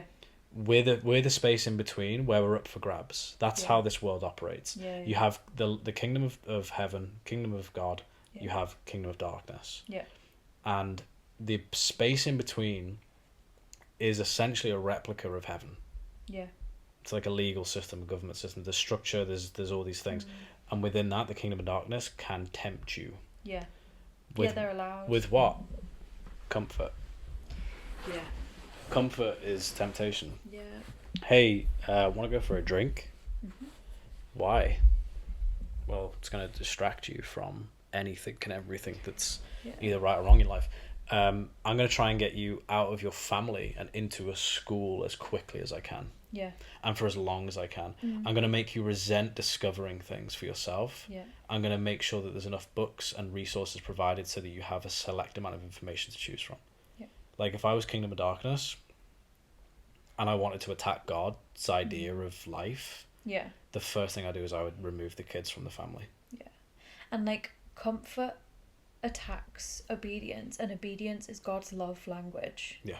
So like, because I saw it on that Armed and Anointed, I love her Instagram. She was like, she said to God before she went to bed, she was like, God, I would love a lion tomorrow, like comfort, like I'd love to have a lion, but if you want to talk to me, he's like 5 a.m. If you want to talk to me, get me up at 6, and if I wake up at 6 naturally, I will go for a walk and I'll talk to you. He got her up at 6. 10 minutes later she was out the door, because she was like, obedience. She was like, I wanted to have a lion. Holy Spirit does me all the time. Of course I did, but like... That's why I leave the bed, like when I am sleeping in our bed. Yeah. And you're like, where did you go? Like, yeah, you 4 just o'clock. Disappear. I'm like, okay, bye. Do you remember that day, that night when you were like disorientated, tired, and I was sat up, not in the bed, but on the floor, and you were like, what are you doing? I was like, oh, I'm talking to God. He's woke me up. We're just having a conversation. Yeah. Can I remember the conversation? No, but no. Like, yeah, you were like, stuff like that happens I'm all the talking time. to Jesus, and I was like, okay, night. Yeah, stuff like that. Holy Spirit got me up last night. Yeah. Had visions and stuff, and it's a but wild yeah, it's like ride. it's comfort versus obedience. Yeah. And like that is the battle, because obviously it's easier to be comfortable. And I think this is something I think is really interesting that nobody I have ever heard talk about a relationship with God, is that it's not easy. No. Everyone makes it out to be like, it's God, it's amazing. Like, from what I'd always seen, it's like, wow, your life's going to be so good. No, and like, we're always beefing. It is. I'm always beefing with God. But like, it's not the easier option. Like, you're having to choose obedience, and you're having to do hard things. Do you know why it's not easy? Well, yeah, because it's by design, right? Like, no, it's by how far we've fallen from a relationship with God in the first place. Yeah, fair. Yeah, I can see that. Taken from your family home, and like if you're lucky at 4, most like nurseries. Yeah. Yeah. So like, you're not taught to be obedient. Yeah. There's carers. When you get home, did your kid run you wild? Not listen, not do what they're told. Like, well, why would they? You haven't been there. Yeah. You're not present. Yeah. Well, I've got to work, Mike. Yeah, I know you. I know that's what you think. But remember, your parents gave you away at the same age, which is why you think it's normal. And it's why you think that you should find a job and find your purpose and identity through those things. Oh, well, I've got to bring... It's like, it's because you don't believe that your kid's a soul with a purpose and identity. Like, you don't believe they were made elsewhere. You think, well, I've had a baby and now the baby exists and it's got to grow into this thing. It's like, no. Your baby, like, Noah is the name that we have assigned to him. Yeah. I didn't ask God for that name. No. I should have. Yeah. I didn't. We didn't. We've assigned him Noah. Guess what? Noah has a calling from God. I don't have anything to do with it. Yeah. Like, if I send him to an institute, I'm not even going to say school. If I send him to an institute, because of where his identity is at right now, or his awareness, his consciousness is at, like he's a baby, he's going to be foolish for pretty much at least 18 years of his life. Yeah. If you are British. Yeah. If you're American, 21 years of his life. You see how it works? Yeah. We abide by the rules of our world rather than the rules that God has given us. So here's a little difference. We teach him how to look after the house. We teach him obedience of parents. We teach him how to do inner healing work. We teach him how to discover things for himself. We teach him how to be confident in himself. Yeah. We teach him how to figure out his gifts. We teach him how to connect with God so that he can have an idea of what his calling is. And we can also be so present with him that if he can't figure out his gifts, we have the presence to notice them. Yeah. Hey, Theo, you're a kind, loving, gentle person. That's some of the traits that we're seeing in you. Yeah. You're so gentle with other people. Yeah. That I'm just gonna leave that there. Yeah. You should definitely be helping people to some extent. Yeah. I don't know what in yet, but Yeah. you should be helping Yeah. people. Hey, you love food. Like you love food. Love food. Like, oh my days, you love food. He loves cooking. He Yeah. loves baking, and he loves being around food, and he's interested in food. Yeah. Okay, what do I know about you? Yeah. See how Yeah. that starts to be so much more aligned to the Yeah. person he's just showing himself to be as a child. Yeah. Hey. And like, this is the funniest thing. The people who have existential crises, they always go back to the same thing. What did I used to like to do as a kid? Yeah. And that's It's like, why? they always what was say- unique about being a kid that means as an adult you want to go back there? Oh, it's because you were free. Yeah. And it's because you were a more truer version of yourself.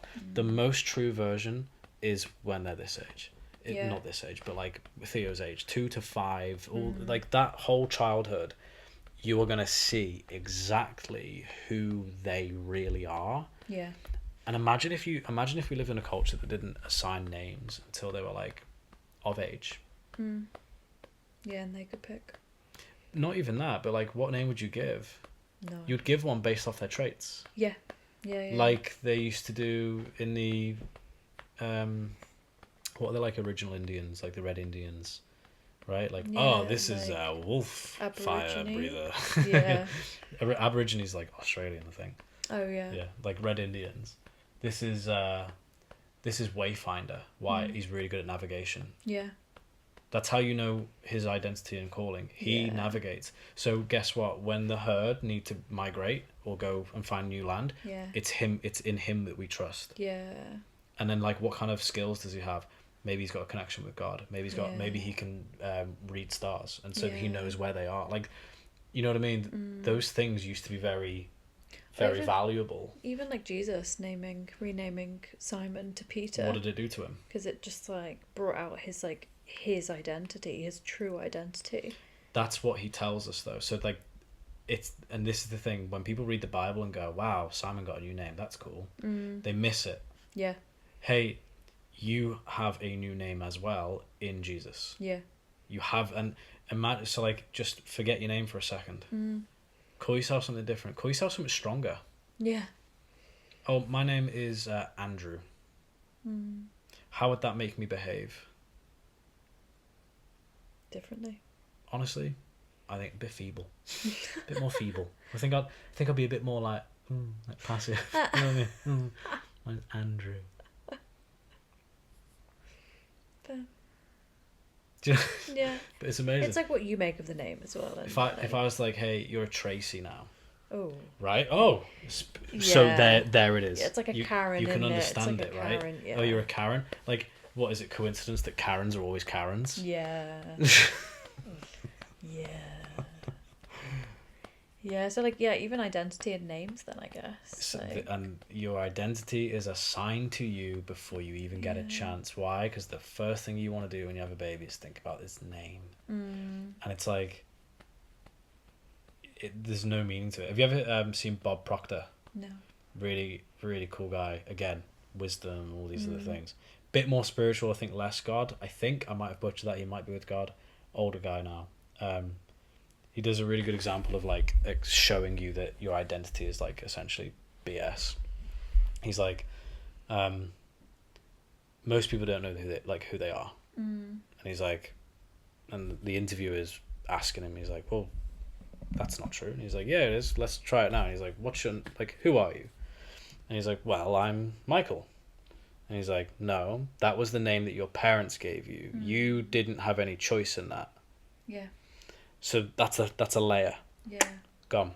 It's like, oh yeah, you're right. Well, tell me something about yourself. Well, I'm a presenter. It's like, that's your job. That's something you're just doing whilst you're here. Yeah. And guess what? If you're fired tomorrow, you're not that thing anymore. Yeah. Yeah. Yeah. If it you can be retire, taken away from you. And this is the thing, what else gets taken away from you if your job goes? For a lot of people, it's their entire way of life. Yeah. It's their social connections. It's like, how many people think you're amazing because of the job you have? Yeah. How many people? Amazing. Yeah, like what happens if you if you just say, you know what, I'm not going to go to work tomorrow, and for the rest of my life, your life becomes completely redundant straight away. Yeah. You would just sit at home and do nothing, and you'd have to therefore like that's what we've been forced through in this wilderness season. Yeah. With God, it's like, hey, who are you without these titles? Yeah. And we both went, fuck, I don't know. Yeah, I have no idea. Something I find interesting that happens a lot as well with mums is when people are like, "Oh, what do you do?" And you're like, I'm a mum," and people go, "Oh, you're just a mum." It's like just a mum. Just I'm keeping small people alive, and like, and you're like shaping their world. And if you're doing your job, you're shaping their life. Yeah, and like there's so much to it. Like you're bringing somebody else into the world, into society, like who's going to affect it and make change and do all these things. And it's like, how has that been reduced to being just a mum? And that's less than somebody that has a 9-to-5. Like I find the whole thing so wild that where it's you're like, replaceable. You're not replaceable as a mum. Yeah, it's like, but I'm just a mum. I'm just a mum. I stay at home with the kids. I don't have a job. And like mums, I see mums like get a bit embarrassed to be like, oh, I don't have a job. It's like, you do have a job. Like, stand in it. You have the hardest job in the world. You have the job of discipling children. Yeah, 100%. Of shaping how they see the world. Yeah. How they operate within it. And their ability to make choices that benefit not just themselves, but people others. And there's so many... And this is the thing... And then if someone's like, oh, is that it? It's like, oh yeah, you just outsource yours to indoctrinated people who've never left the educational system. That's better. And that's why, like, I think that's why, well, I know that's why God made me put my work down. He made us both put stuff down. Because he was like, for, but for me, season, like, I know that my lesson was like, until you can steward, like, your family, your boys, like, the house well. Yeah. You can't take on anything else. You can't take on other people's emotions, like, and you can see why them. right like, now, like we've had such a great season of getting the house in order, because like there were so many big changes. Like we took Theo out of nursery, like that we needed to like really kind of like settle him in. We had him, like that's a whole new dynamic, and there was so much change going on for everyone. We needed to just be like, you know what, let's just really get routines in and figure out how we want to show up for the boys, figure out what we want them to kind of get from all of this as well. And it's only now we're really starting to kind of like, okay, we're ready to go kind of like back into the world with this new leave the nest and new foundation. It's great. I was going to go back to Bob Proctor for a second, because the interview keeps going and he's like, he's just stripped back that first layer of, well, you're not your name and you're not your job, and this is the layers of identity that are pressed upon us through schooling, essentially, and having to pick a career and having to strive for success and validation from external things. And he's like, when you're sick, what do you say? You say, I'm sick. But you don't say, my body's sick, do you? Which is the truth of the matter, because the version of you that you're referring to hasn't got anything wrong with it. You're still thinking straight, right? And then sorry bud, but you're awake, so well, you're not asleep in your bed, so you're gonna have to deal with the noises, I'm afraid. And you can see this like interviewer having like an existential crisis, funnily enough, because he's like, fuck, he's like, why you're asking all of these things that I've never thought about before, all the things that he has been in idolatry of and bondage to, which is the idea that because of his job and success, he is successful.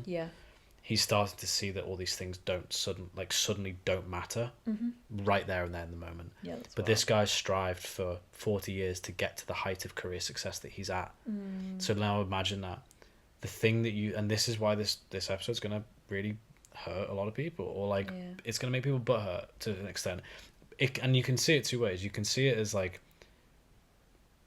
you're wrong. So, okay, cool. You can see it like that.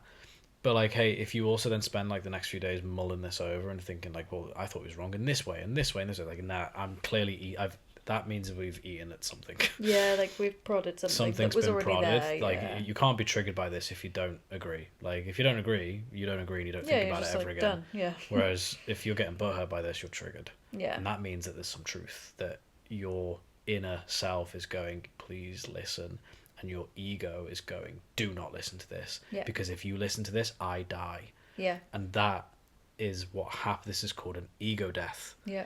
Like, why do these things exist? These things they exist. Mm-hmm. These are things. This happens. Yeah. We all have the face we present for society, mm-hmm. and then we have the face that we have with our partner and at home, and then we have the face that we have just for ourselves. Yeah. That's 3 different ways that we all show up. Mm-hmm. This is well documented, and I think it's just a Chinese thing. They talk about the 3 different faces. Yeah. They use the masks for them. 3 masks. Yeah. That shape identity. But we all have a truth to us. We all have a soul that came with a purpose, a calling, and an identity. But you need the help of the Creator to find that out. Yeah. And it is a really exhilarating journey. Let's just say that. Some days are better than others, because like ego death hurt. Yeah. You get like everything you've strived for comes crashing down. It's not pretty. It's not supposed to be. Mm-hmm. And what you're building, you're like, once you've built your foundation, your rock, like in Christ, It feels so much better. You feel so much better, and you can go back out and do the same things, but they're done in a completely different way. Yeah. Like he might send you back to the job that he made you put down. Yeah. But because you're coming from it in a completely different way, you can do it because you're not going to idolize it, because God's always there. Yeah. And then it's just hard because there's temptation and well, this is what we talked about. This is what I went through yesterday. You've kind of been through bits, I think. Yeah. I don't know if you've been massively tempted, but you've been tempted with job and career stuff. You've been so tempted sometimes to be like, I'm just going to go back and do this because I know I can get this. Yeah. And then you think, what's that heart posture? Yeah, exactly. I'm going to do this because I can get this, rather than I'm going to do this because I think like I want to help people. This is what's going to really help the people, people most, which I think we're kind of moving towards now. Yeah. And because like I always said to myself, I was like, I'll never be a stay-at-home mum. I'll never do that. I was like, I'll always work. Like that's not me. I could never. I remember saying like before any of this, I remember being like, I'm not the woman that can just be with her kids all the time. Like that would drive me insane. Like I'd be too tired. Like I was just always like, that's not in me. I can't do that. And God was like, well, he's like, well, not I only... got something for you. And then like he's also like, and you're going to teach other people how to do it as well. So you're still going to get the work side of things. Yeah. But and this through motherhood. This is where people like, I totally understand if there's people who are like, I just can't do any of the like, that life is so far away from me. Yeah. Right, because I have to work. I have all these things. It's like, yeah, but that's the beauty and the like. People belittle. I don't know if it's belittle God. They can't fathom God. Yeah. So like, they're like, I'm just gonna sit on my own understanding here and be like, I can't make these changes that these people are making because of my situation. Yeah.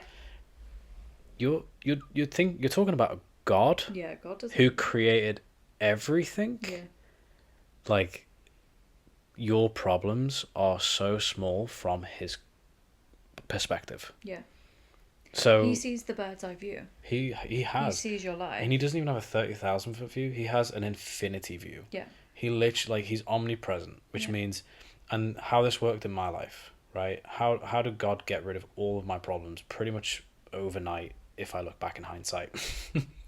At the time, it felt like a really slow, painstaking process, but there's nothing he can't do. So like a good example of that is, okay, well, how are you going to work? Because God takes into account that you have a desire to want to work. Yeah. And you don't want to be stuck at home with the kids all the time. Yeah. And he's like, all right, I'll make your work also your calling. Yeah. Yeah. So that you help people who are aligned to be helped by you. Yeah. And only by you. And I'll make sure that because you've already gone through all the lessons, you're just teaching back what you've already learned. How hard is that for you to do on top of the day you've got? It's actually a welcome break. Yeah. Okay, now imagine your work as a welcome break rather than the slave trade that you feel like you're stuck in. Yeah. Yeah. Right? Like, that's the type of work God wanted you to do. But because we went through a school system and we were driven towards finding our purpose because we don't know what it is, doing, like looking for the qualification, trying to work hard for a qualification because without it we can't do the thing. Yeah. And without it, like, we are nothing. God's like, if you just let me take the reins, I will qualify you. Yeah. And I will make sure there is enough work because I am also a provider. Yeah. He's just like, trust me in all of the things that you've trusted the government for. That's all we've done. We've put faith in a system rather than faith in God. And it was our choice. And that's how you know that it's literally just kingdom of darkness or kingdom of heaven. Which one do you want? You're like, no, it's just... No, Mike, it's just life. It's just life and death. Like, it's like, yeah. And everything you do in this life is going to be forgotten within 2 generations. Do you know who your great-great-grandparents were? No, neither do I. They might have done something really significant for humanity, and I don't know who they are. Do I care? Do you care? So, to land the plane, just quit. Just quit your job. And you know what? If we all, like, if everyone quits... If everyone quit their jobs and stepped in with God and just started doing their callings, like, do you think the world would be better? Yeah. Yeah.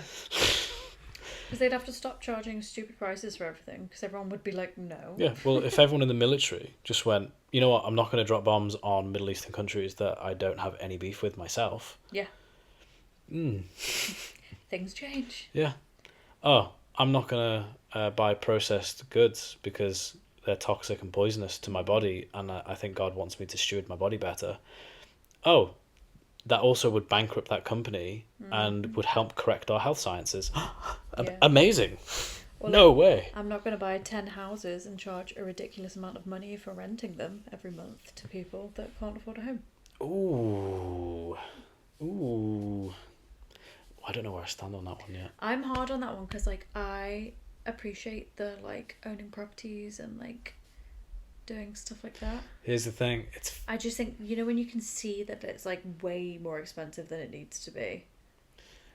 It's hard because of inflation and the prices are mounting for everybody. So, like, if you have 10 properties, you're also paying, like, 10 amounts of property tax. Yeah. Like, you got to think, if you're in the game, you're in the game. Yeah. So for me, I'm kind of like, I kind of get it. I don't think you should exploit people. So I just don't. I just don't think that every landlord is out to exploit people. No. Are there some? 100%. That's why I said the ones that are doing the most for no reason, like the ones with no compassion. The ones that are just like, well, I'm going to kick you out because I could actually charge double and you're not going to pay that. I did. So I'll find someone that will. Oh, you're butthurt about our landlord. No. Yeah, you are. I'm not. She's weighing on you a little bit. Excuse you. She must be. No. Where did that come from then? Because I've seen it happen. Oh, where like people get like a thingy 21, which is like an eviction. And it's because the landlord's like, oh, I can charge more for us. Yeah. That's why they've just brought in like stricter tenancy laws for renter rights, so that landlords can't just evict you for no reason. Like, it's only just come in, which is wild if you think about it. Yeah. Anyway, we've gone quite far off base here. We've gone so far off base, but hey, it's fine. Yeah. So etymology. It's just so funny. I didn't expect to talk about anything like this tonight. Yeah, me neither. It's probably why God was like, no script. He was like, do not script it, and I was like, no bullet points. Yeah, we don't script it. We don't. I was going to say it's not scripted. It's just like we have bits that we want to hit. Yeah, I have a framework. That's what we have. We have a framework that we can operate freely within. Yeah. Well, let's look at the because I did make a framework. I just haven't used it. Let's look at what we did. We had to define it: meaning and purpose, identity, direction in life. What does it mean to live with purpose? We didn't do really any of that. Searching for purpose, trying different paths, chasing success, validation or identity, feeling unfulfilled. Yeah, we kind of touched on that. Yeah. Have you ever chased something thinking it would fulfill you? Yes. Yeah, money. Yeah. Money, career. Yeah. Everything. I never did well at relationships, so never relationships. But did you chase it thinking it would fulfill you? Yes. Same. Yeah. Why? Because we watch romantic comedies, everybody. That's why you're programmed. Rather than ask God for a person. Identity, core theme, who you believe you are. External identity versus internal truth, labels and reality. Yeah, how much better do people feel about being able to identify something? Yeah. Right? That's one of the reasons why identity exists the way it exists, and why we've tried to create so many different types of identity for people. Yeah. Because it's like, it just helps you identify, like, understand where you are in relation to someone else, which is comparison. Like categorizing. Which is so categorizing is comparison. Yeah. Which is the thief of joy. There you go. It's like, why do we know that? Well, because the Bible is real, and the kingdom of darkness just tries to basically take everything in the Bible and flip it. Yeah. So where God, for example, is saying you shouldn't compare yourself to others. Yeah. Because it will rob you of joy. Yeah. The devil will say you can be joyful if you know where others are in comparison to yourself. Yeah. This is why as well, like, so many people are butthurt around us in the community at the moment, because like I was the acupuncturist, like my mum was the acupuncturist, and but now you're not that and thing. Now I've put the acupuncture down and I'm completely different, and people are like, you're joyful. oh well, we don't know who you are anymore, and yet because we can't categorize you. I can't. You don't make sense in my reality. Yeah, it's like, so well, you're I'm wrong. I'm not in your reality. Yeah. Because I'm in my reality, and you're in yours. And are you more joyful? Way more joyful. Yeah. Not right now though, because I'm probably gonna have to step out. Probably. What's going on, bro? Just wrap it up. Wrap it up. I can't. I'm enjoying this. Now. Oh. Surrender and alignment. Living with purpose daily when you feel lost. All right. Let's go with etymology. Hey, bud. All right. Existential etymology. Any ideas? No. To stand forth, emerge, or exist. Okay, so let's take the to stand forth. What would that imply? There's direction there. To stand forth. Forth from what? Ease. No, as in like, this is the meaning of existential, right? Yeah. So to like stand strong. So like think identity. well.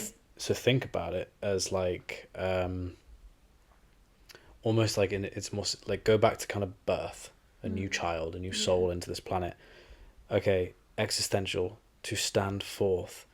Well, that means that if I'm to stand forth, that means I must be standing forth from something, which means I must have had a previous existence, or I must be coming from a place where I didn't exist. Yeah. But it means you must be coming from that place, which means you are there. Yeah.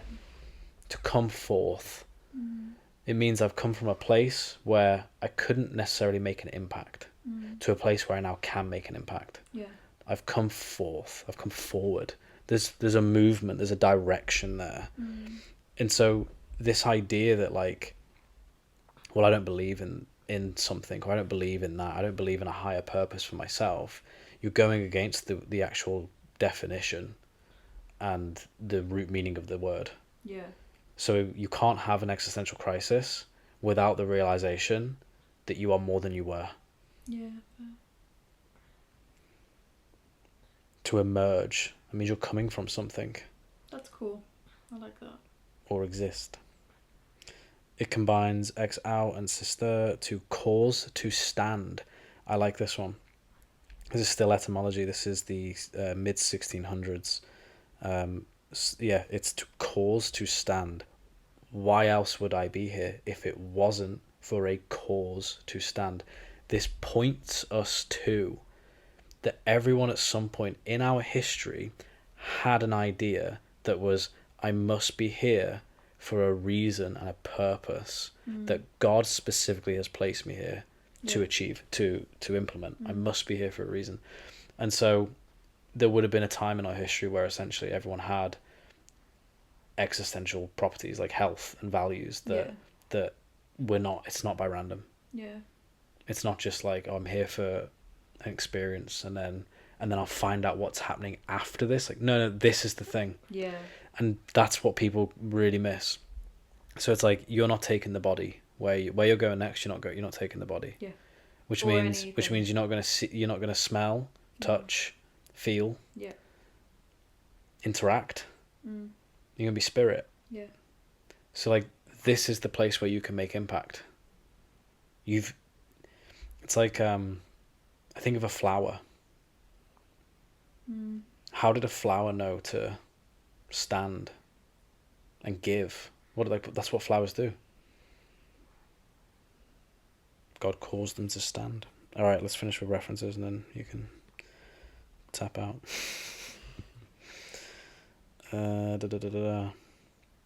Let me go for the one that I referenced earlier. I think you got it anyway, though, didn't you? Kind of, yeah, pretty close.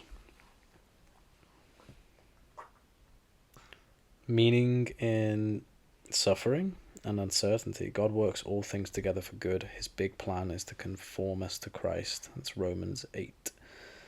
I needed this through trauma.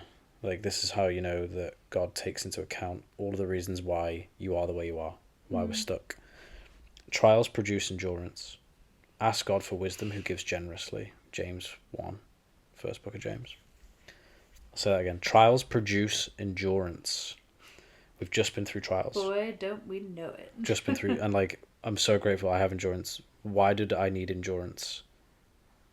Because I've realized that walking with God is going to produce so much, I don't want to say hatred. No, like opportunities. How do I... You've done it again. No, because like opportunities that will then lead to like, not hatred, but like walking with God. Hey, how many people have started to hate on you since you started walking with God? Go. Yeah. That... That's what I'm saying. So why do you need trials? Why do you need endurance? To deal with that. You have to endure that. Yeah. That's something that is, because of now how we walk, Yeah. it's going to be, there's going to be, like, this is the thing, we found this out real quick, and you just jumped on right on it, and we were like... There was no other choice. We came into covenant with God, and God was like, okay, so you guys in? Beth was like, I'm in, and like just jumped on in. I was already walking with God. I know what this is like about. I know that life was going to get real, like, strange for a bit. And I was like, you don't know what you're saying yes to. She was like, come on, hurry up, get on in here with me. And I was like, look, I'm already in because you've already got in. I'm going to have to go after you. Yeah, one flesh. Anyway, next day was just like spiritual warfare had broken out, and it just lasted for like months. I mean, has it stopped? We're getting better at praying against it, and but also because of our trials we now have endurance, so when it shows up it doesn't affect us as much anymore. We expect it and we know how to deal with it. So there's fruit from endurance, there's fruit from trials. This is why God allows trials. When people are like, well, how can you believe in a God that allows kids to get cancer? It's like, because God allows for trials, because they produce endurance. And also, on some degree, there's been a soul contract where that person decided that that's what they would do to help someone else get right with God. Like, these things happen. Yeah, like I just don't think you can question why horrible things happen, because I think they're so case by case, and like there's so many intricacies to it that there's no point in us guessing. It's answered. God answered it. Yeah. No, but like, as in, you won't ever know why God has done it. Like, he has done it for a specific reason. Oh, okay, but you might not ever know the reason. So there's no point guessing it, because... Yep. Yeah. Yeah, I get you. What else we got? Offer your body to God. Be transformed by renewing your mind. I like the one, I don't know if it's in there, but it's like when he says, God transforms your heart of stone to a heart of flesh, or something like that, and that's one of my faves.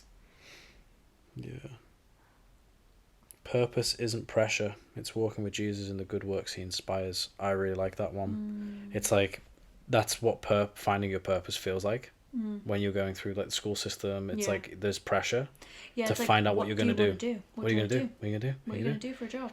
And the reason that's put on us is because it's fearful. It creates fear. Pressure creates fear. Whereas as soon as you step into walking with Jesus, he'll remove all of that from you, and he'll remove the identity that had you thinking that you didn't have a calling before coming here. And so he does. Yeah, I didn't know what I wanted to do at uni, and my mum was like, well, why don't you do an acupuncture degree? And I'm like, yeah, all right. And it's like, well, I've always... I'll frame. You don't chase forgiveness to feel okay. Jesus gave it once for all. That's something you have to remind yourself when you come into union with God. Yeah. You have to remind yourself. Like, this is the thing. That's why the slaves in Egypt were struggling for like 40 years after they left. It's because their identity. Yeah. Their identity had been shaped for generations. It was 400 years they were slaves. 400 years of slaves. Yeah. You don't get taken out of Egypt and then stop being a slave. Yeah. You have the same mindset.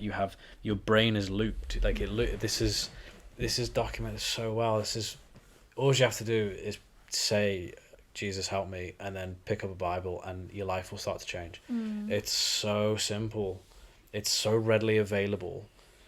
And like, I'm not even trying to convince people to do it. It's just that like, if you've listened to every episode in the series, it's kind of like, is it not the logical next step to expand your life? And just try it. Try it. What have you got to lose? Your life, hon. Well, no, but like... the life you have. Yeah. True. It's like, I'm not going to sit here and like coerce people into like... It's more like if you're in a horrible, terrible place and you hate your life... Which is where we were, right? Like 100%. It's the logical step, because you're like, well, I may as well try something different, because I agree. This isn't working. I agree with you for that reason. But I'm thinking about maybe like the people who are kind of like, I'm open, but I'm not. You know what I mean? Like those kind of people who are kind of comfortable, right? And like, why? One of the reasons why so many people don't wake up to it is because they're comfortable. Mm-hmm. Comfort and obedience. Oh, I've got 100 grand in the bank account. I've got a job, got a career, I live really well. I've got this, I've got that. I don't need God. I don't need it. Like, I'm fine. So I get it. It's just that when you're on your deathbed, that's not a case of if, it's when.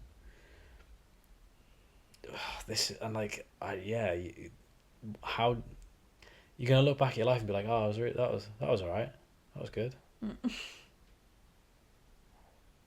And like, if you wait, and like, when you wake up to, oh my gosh, there was just 2 kingdoms, and I sat in the pocket of the kingdom of darkness. Yeah.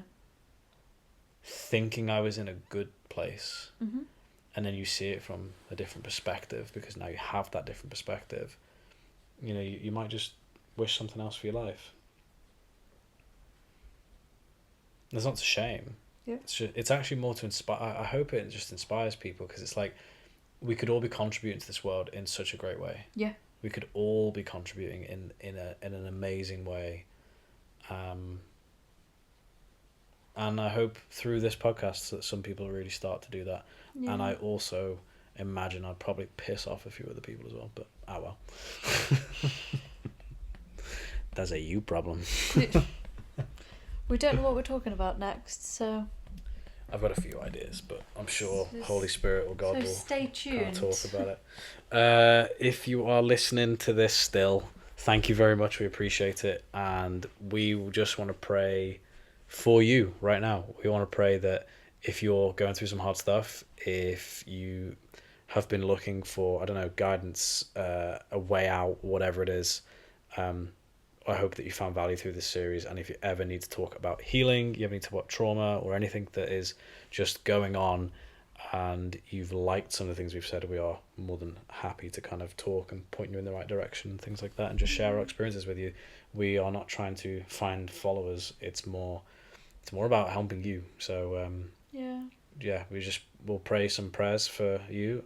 We thank God for being here tonight. He kind of came through us today and said, we don't want you to follow the usual framework and just spitball it. So we know that he's spoken to a few people, through us, and so we're just grateful for you, God, and you're amazing, King of the universe. In Jesus' name we pray. Thank you so much. Amen. Peace.